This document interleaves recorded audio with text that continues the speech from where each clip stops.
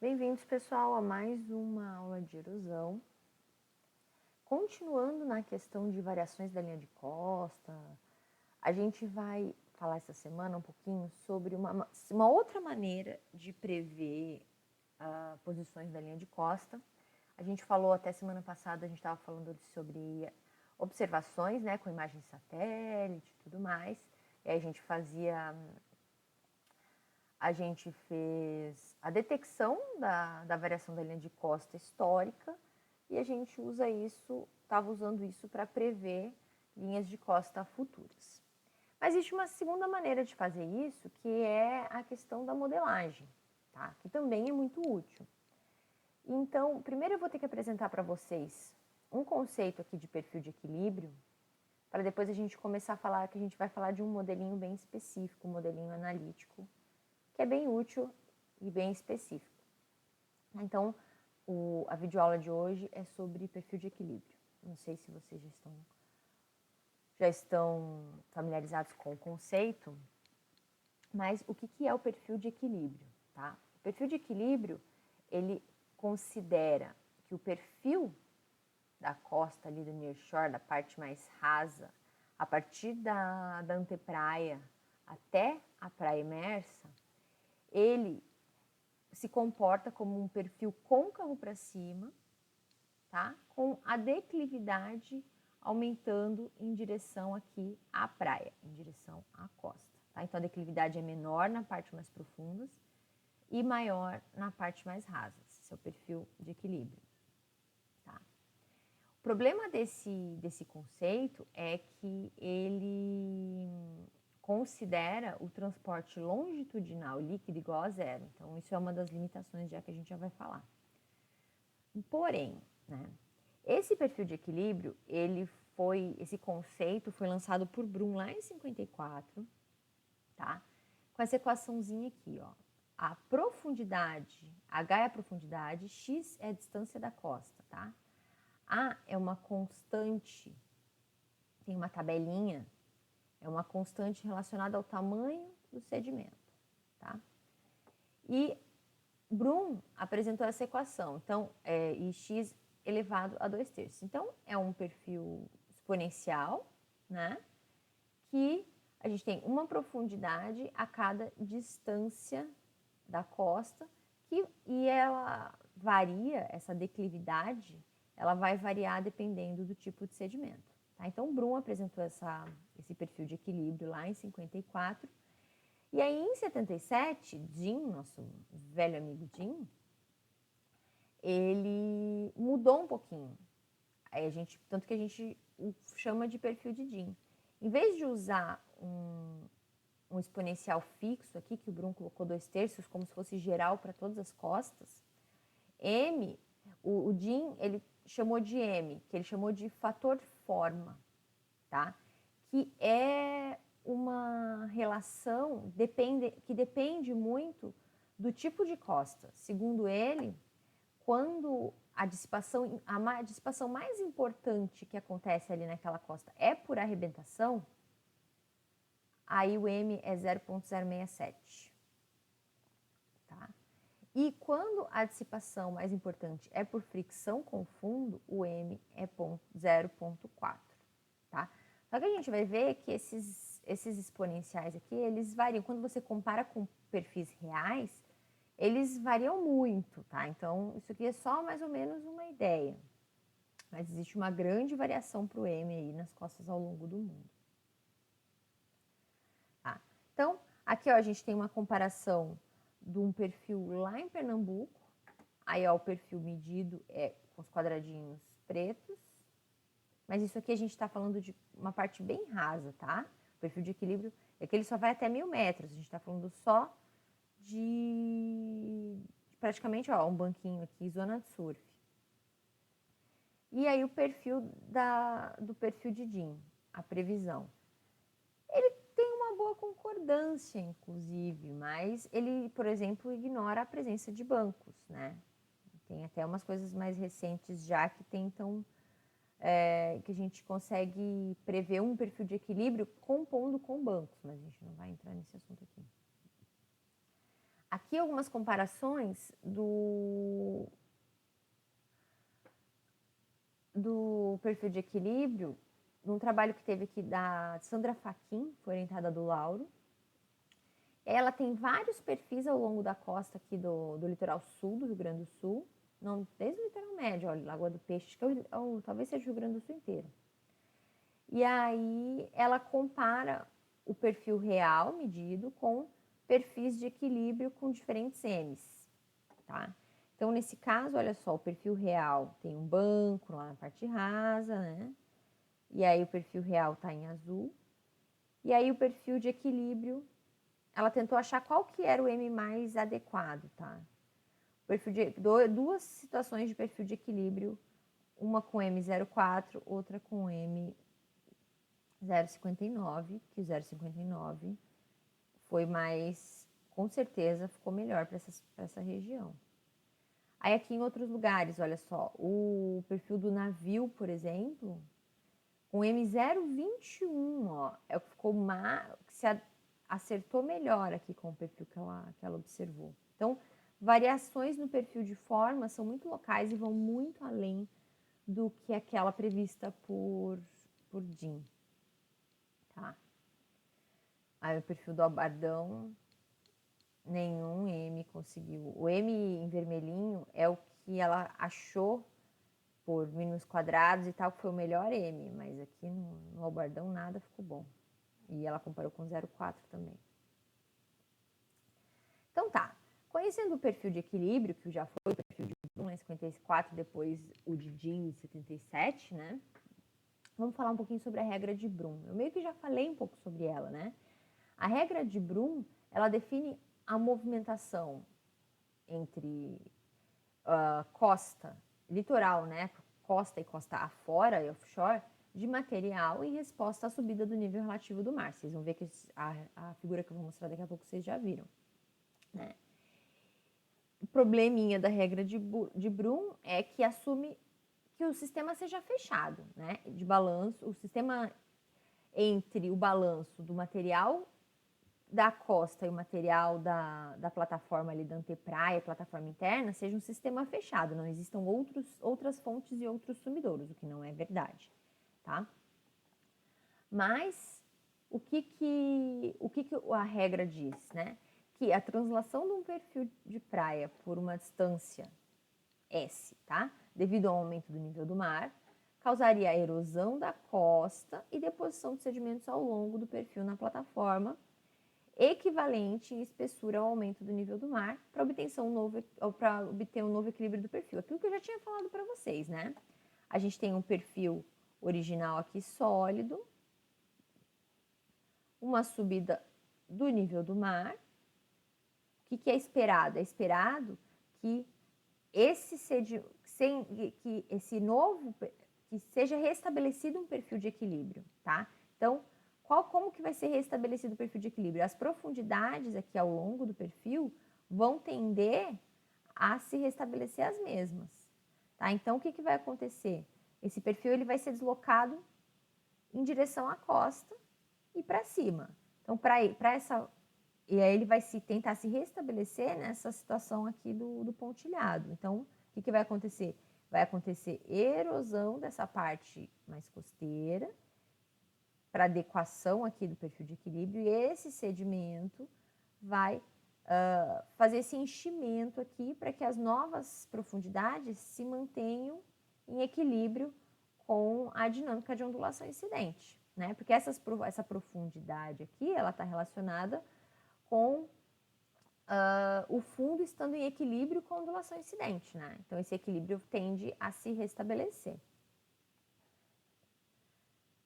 Tá? Então, aqui de novo, ó, e aqui uma coisa muito interessante que a gente vai usar também depois lá na erosão, no engordamento de praia, que é essa questão aqui, olha só. Aqui a gente tem um perfil muito mais suave, aqui a gente tem um perfil mais íngreme, tá? E a mesma coisa acontecendo nos dois. Nesse perfil mais suave, a gente tem um aumento do nível do mar, o nível do mar antigo está empontilhado, o nível do mar aqui, depois da subida, está sólido, tá? Então, O que acontece? O perfil, ele é deslocado em direção à costa, tá? E para dentro, e para cima e para dentro, né? Para cima, para acompanhar o nível do mar, e em direção à costa, né? Porque aí é onde o nível do mar vai alcançar. Então, o que vai acontecer? Todo esse sedimento aqui, ele vai, deixa eu pegar uma caneta. A tendência é que este sedimento aqui seja erodido e seja depositado aqui, tá? Então, aqui a gente tem uma noção de volume, tá? Um pouquinho. Isso aqui é um perfil de sedimento mais fino, que vai ser menos íngreme, tá? Isso eu acho que eu não falei.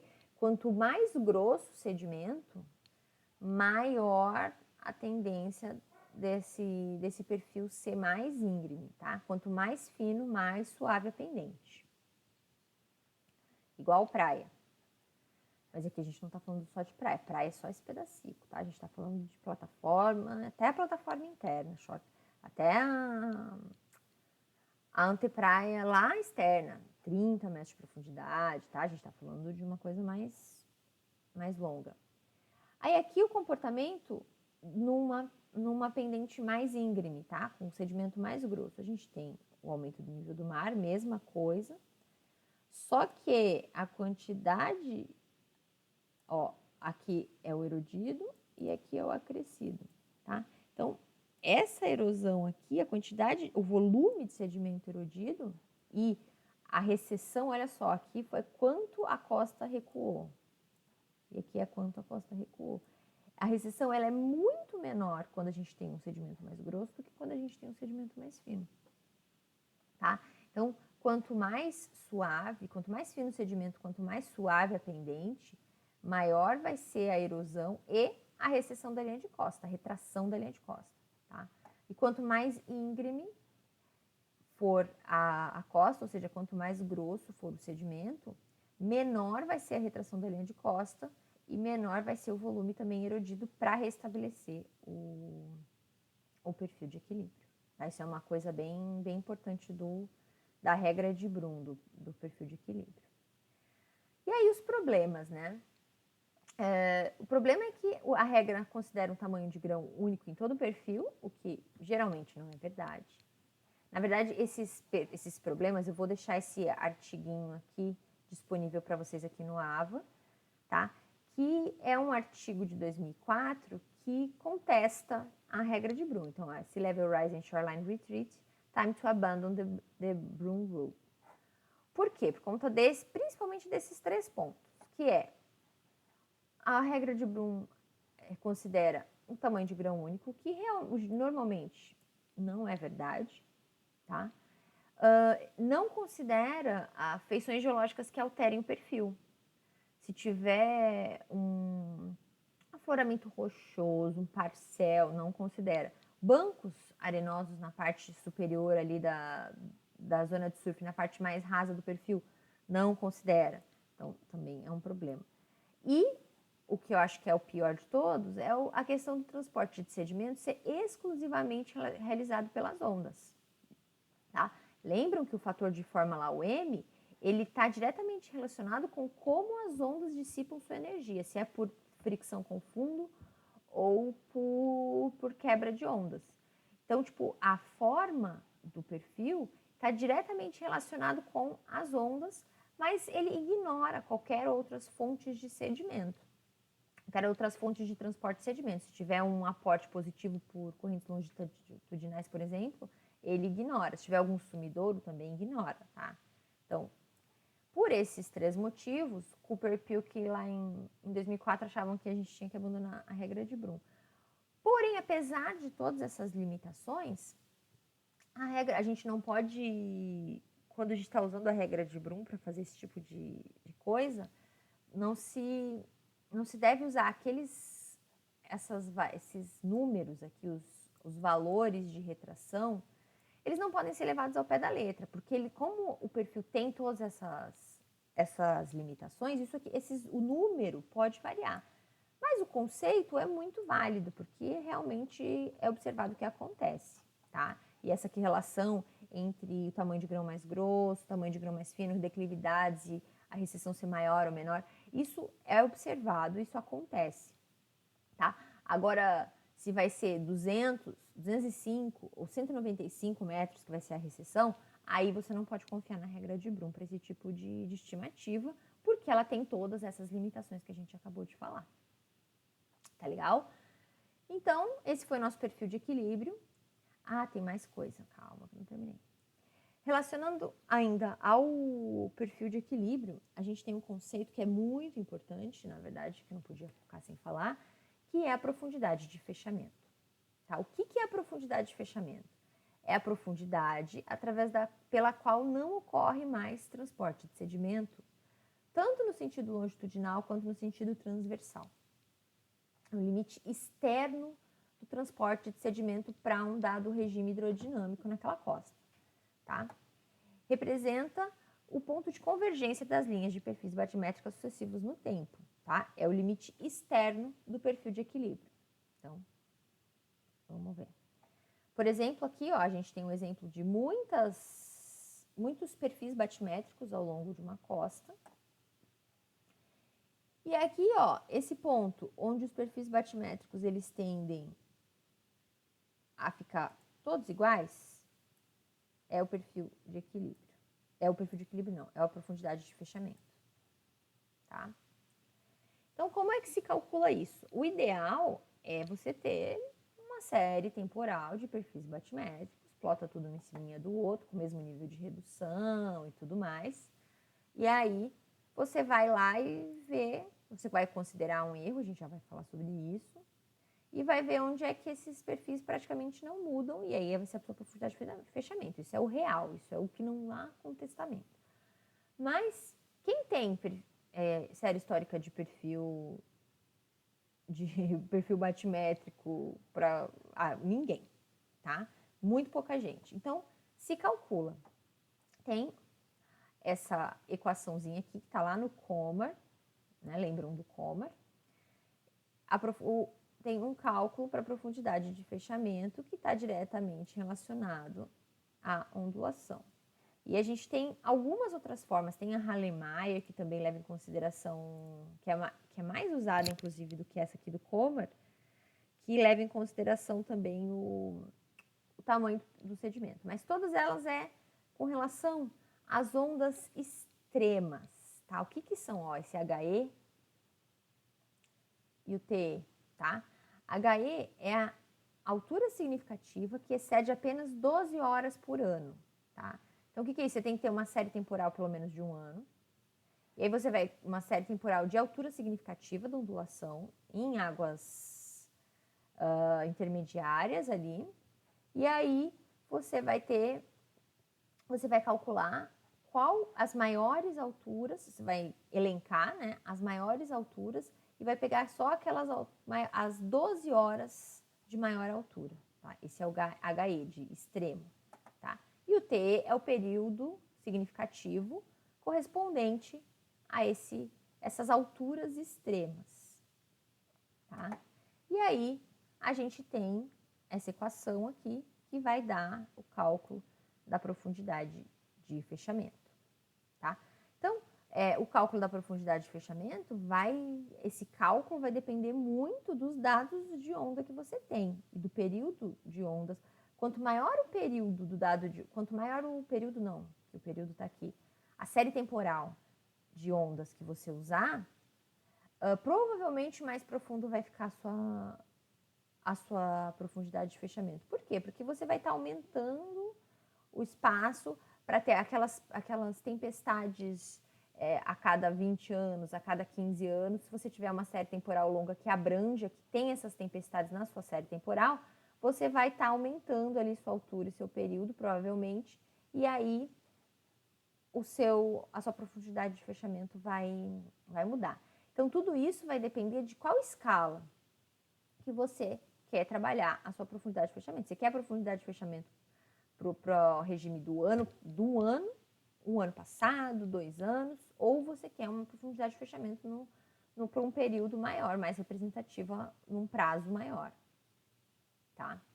Então, a profundidade de fechamento ela vai variar com a escala temporal, que é isso que eu estava falando, que vai ser o regime ondulatório que você vai estar considerando, né? E o limiar. Se você estiver falando de eu tenho perfis, uma série temporal de perfis, tá? E aí eu tenho que, porque dificilmente esses perfis batimétricos, eles vão bater, a parte que eles não mudam mais, vai ter alguma diferencinha. Dificilmente eles são exatamente idênticos. Então, você tem que definir um limiar. Quanto de diferença entre eles eu posso considerar para dizer que eles estão iguais? E qual que vai ser esse limiar? Tudo depende do teu interesse, tá? Se você quer uma profundidade de fechamento para um período mais curto, você pode usar um limiar maior, por exemplo, 30 centímetros, para uma profundidade de fechamento ali de 1 ano. E aí, quanto maior a escala temporal você quiser considerar, menor vai ter que ser o seu threshold, o seu limiar, tá? Então, tipo, 10 centímetros, a gente já vai ter uma profundidade de fechamento muito mais profundo que vai estar relacionado a um período maior, tá? Então, quanto menor o seu limiar, mais profundo vai ficar provavelmente a sua profundidade de fechamento, certo? Então, acabamos aqui. Então, profundidade de fechamento é aquela profundidade a partir da qual, não sei se ficou tão claro, não há transporte cross-shore e nem long-shore na costa, tá? Então, é aquela profundidade que é fundo suficiente para que o transporte das ondas não seja tão importante ao ponto de levar esse sedimento além dessa profundidade. E nem existam correntes longitudinais aqui geradas por onda que vão estar transportando sedimento. Além dessa profundidade, essas correntes são ínfimas e as variações são muito pequenas, tá? Então, a profundidade de fechamento é normalmente onde a gente diz que o perfil de equilíbrio, que é aquele perfil que ele se equilibra à ondulação incidente, ao transporte da ondulação incidente, é onde é o fim dele, tá? E isso tudo vai depender do regime ondulatório. E aí, quanto maior o tempo que a gente levar em consideração, maior a possibilidade de ondas maiores estarem atuando, então essa profundidade ela vai sendo deslocada para o fundo. Tá certo? Então, tomara que tenha ficado claro. Qualquer coisa, vocês me perguntem. Não guardem as dúvidas para vocês. Fiquem bem, postem lá no fórum. Até a próxima.